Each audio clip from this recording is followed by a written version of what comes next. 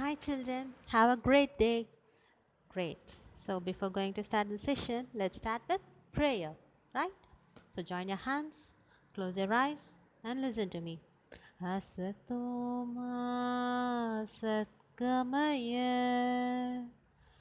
tamasoma jyotirgamaya mrityoma gamaya. Om Shanti Shanti Shanti. Fine, children. Now slowly open your eyes. Very good. So, children, what are we seeing about? We are seeing about the chapter 2, that is exploring the plant zone. We are studying about the plants around us, right? So, what did we say in last session? We saw about the different types of plants, that is flowering and non-flowering plant. How the flowering plant has been categorized? They have been categorized as herbs, shrubs, trees, creepers and climbers, right? So what are herbs? They are very short plant and have some medicinal effects, right? So the example for those plants might be coriander, grass, mint, aloe vera, wheat, etc. And then shrubs. These are medium-sized woody plant, okay, and have strong branches. Their branch will arise from the base of the tree, right? So they can survive for long time, several years. So example for those shrubs must be rose, hibiscus, gooseberry, lemon, etc. Right? Then creepers, they have thin and soft stem. Okay, they can grow along the ground. Example for this type of plants might be watermelon and pumpkin. Then climbers, with the help of that is with the support of a stick, it will climb over and grow because it have thin and soft stem as like creepers, but it won't grow along with the ground. With the help of a stick, it will grow along with the stick in upwards, right? So example might be grapevine, bitter gourd, snake gourd, etc. Then trees, they were very tall ones and the roots will grow deep into the soil and have a thick branches, and the main branch is called a trunk of the tree. They will survive for a long time. An example might be eucalyptus, banyan tree, mango tree, neem tree, etc. Right? So these are the different types of plants available around us in our environment, right? So today we are going to see about the other topic, which is known as types of roots. So today what we are going to study about? We are going to study about roots, right? So look at this picture, children. What could you observe from this picture? Yes, these are the different types of root available. So one root is very thin and has a single root, whereas in the other picture it has a bunch of roots, that is cluster of roots. It doesn't have any single or main root, right? So these are the two types of roots available. So what they are called as, the first one is the taproot and the later one is the fibrous root, right? So first, taproot. Okay, it consists of a long, thick, large main root. This main root is called primary root. Okay, and the many thin root will be arised from this primary root known as lateral roots. What are these thin roots called? Lateral roots. Okay, and roots and branches are covered with root hairs. What they are all covered with? They were covered with root hairs. For what purpose?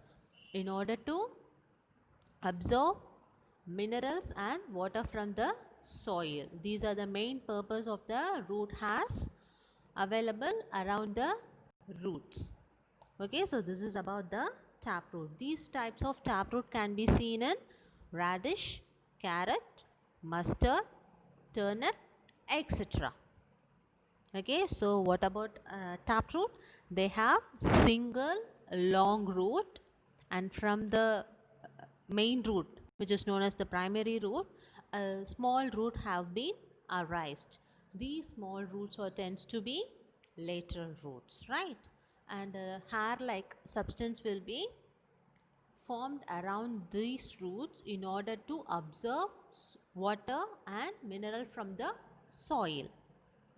Okay, so this is about taproot, and we can see this taproot in carrot, turnip, radish, mustard, etc. Okay, then fibrous root. They are cluster-like structure, grow from a single point, that is below the stem. Okay, they are hair-like structures, that is fiber-like roots. Okay, these types of root can be seen in maize, wheat, barley, etc. Okay, apart from these two types of roots, that is taproot and fiber root, some of the root might be grow above the soil. Since you might have know about that, roots will grow deep into the soil. In some trees, we might see the root must be grow above the soil. So that type of roots are called modified roots. Right, so what is called modified root? Those roots that have been grown above the soil is called modified root. Example, you might be seen in banyan trees, as the root may grow above the soil. Right, so what are the functions of modified root? It has two main functions. One is for storing the food and another is for giving additional support. This modified root, which is an extra root, which is an additional root for a tree or plant, helps in storing the food. This is the first function. And in the second function, it provides additional support to that particular plant or tree. Since that tree or plant is very big or large in size, they need additional support to stay strong. So this modified roots provide that additional support to that plant or trees in order to stay strong, and also it helps in preventing the soil erosion. Right, so this type of modified root is called prop roots. What they are called? Prop roots. Would you clear? So these are the things we saw today. So what we saw about the root system of plants. Primarily, the root system is classified as taproot and fibrous root. Taproot is a long, thick root. That main root is called primary root. From the primary root, small root has been arised, which is known as lateral roots. And hair-like substance will be formed around the roots, which helps in absorbing water and minerals from the soil. Right, so example for this type of root might be carrot, turnip, mustard and radish, etc. Then fibrous root. They are cluster root. They will grow from a single point, that is below the stem of a plant or tree.